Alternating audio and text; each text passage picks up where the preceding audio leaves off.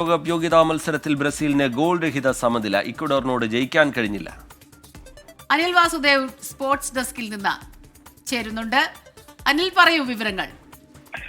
സ്മിത, ബ്രസീലിനെ സംബന്ധിച്ചിടത്തോളം ഈ ഒരു മത്സരം വളരെ പ്രധാനപ്പെട്ടതായിരുന്നു. കാരണം കാർലോ ആഞ്ചലോട്ടി പരിശീലകനായതിനു ശേഷമുള്ള അവരുടെ ആദ്യ മത്സരമാണ്. കഴിഞ്ഞ മത്സരത്തിൽ അർജന്റീനയോട് 4-1 തോറ്റ് അതോടുകൂടിയാണ് ഡോറിവാൾ ജൂനിയറെ പുറത്താക്കി കാർലോ ആഞ്ചലോട്ടിയെ പോലുള്ള വലിയൊരു ഇതിഹാസ പരിശീലകനെ അവർ അവരുടെ തന്ത്രങ്ങൾ കൊണ്ടുവരാനൊക്കെ തന്നെ കൊണ്ടുവന്നത്. പക്ഷെ അതൊട്ടും തന്നെ ആദ്യ മത്സരത്തിൽ വർക്കൗട്ട് ആയില്ല.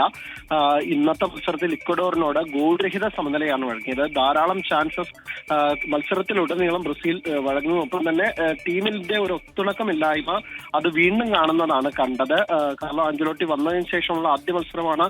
അതുകൊണ്ട് തന്നെ അദ്ദേഹത്തിന് ടീമിന്റെ ഒരു സെറ്റപ്പിലേക്കൊക്കെ ഇറങ്ങി വരാൻ ധാരാളം സമയമെടുക്കുക എന്ന കാര്യത്തിൽ സംശയമില്ല. പക്ഷെ എന്നിരുന്നാൽ പോലും വമ്പൻ താരങ്ങളുള്ള ബ്രസീലിന് വലിയ തിരിച്ചടിയാണ്. കാരണം ഇനി ലോകകപ്പ് യോഗ്യതാ റൗണ്ടിൽ 3 മത്സരങ്ങൾ കൂടിയാണ് ശേഷിക്കുന്നത്. 4ാം സ്ഥാനത്താണ് നിലവിൽ ബ്രസീൽ ഉള്ളത്. ഓട്ടോമാറ്റിക്കലി ഒരു 6 ടീമുകൾക്ക് ലാറ്റിൻ അമേരിക്കൻ മേഖലയിൽ നിന്ന് യോഗ്യത കിട്ടതുകൊണ്ട് ബ്രസീലിന് യോഗ്യത കിട്ടിയേക്കാം. പക്ഷെ ബ്രസീലിനെ പോലൊരു ടീം ഇങ്ങനെ യോഗ്യത നേടിയാൽ മതിയോ എന്നൊരു ചോദ്യം ആരാധകർ തന്നെ ഉന്നയിക്കുന്നുണ്ട് എന്നുള്ളതാണ് പ്രധാനപ്പെട്ട കാര്യം.